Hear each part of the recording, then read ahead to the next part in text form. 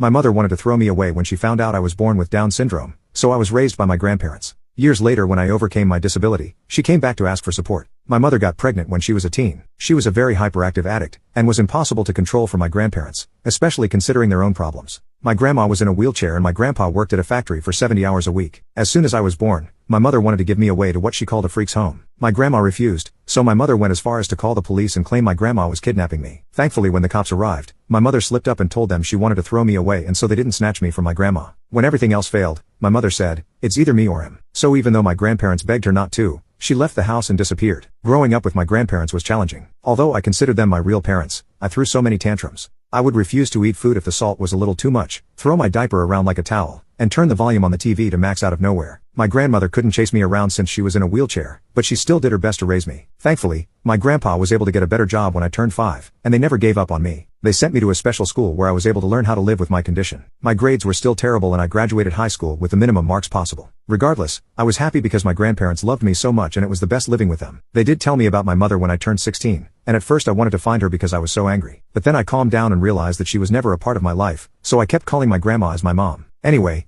instead of going to college, I started streaming and began a YouTube channel, which blew up. At first it was simply me getting bullied by my viewers for not being normal. But then people started noticing how I was actually pretty fun to talk to. They started asking me questions about how it was like growing up with Down syndrome, so I started making TikToks. I would do weird dances and keep it lighthearted. My viewers went from bullying me to supporting me and even pushing me to get a girlfriend. I didn't do that, but instead I did get a ton of real-life friends. I introduced them to my grandparents and they broke down crying because it was the first time I had actual friends who cared about me. It was a really embarrassing moment. I thought nothing in my life could go wrong anymore, but that's exactly when my mother showed up. One random day, I noticed a woman was ringing our doorbell. She looked like a usual junkie and her hair was all messed up. I opened the door and asked what she wanted. She called me by name and said she was here to be a mother to me. I didn't believe her at first, but then she was recognized by my grandparents, who invited her in. I told them to not talk to her, but they didn't listen and said she was their daughter. I kept talking about how she abandoned me and had a huge episode where I refused to listen to anyone, especially this woman who claimed to be my mother. I ran away to stay at a friend's house while my grandparents talked with her. A few hours later, they called me and asked me to just speak with her once to see if she really wanted to make things right, and to give her a chance. I agreed, but on the condition that she wouldn't stay in our house.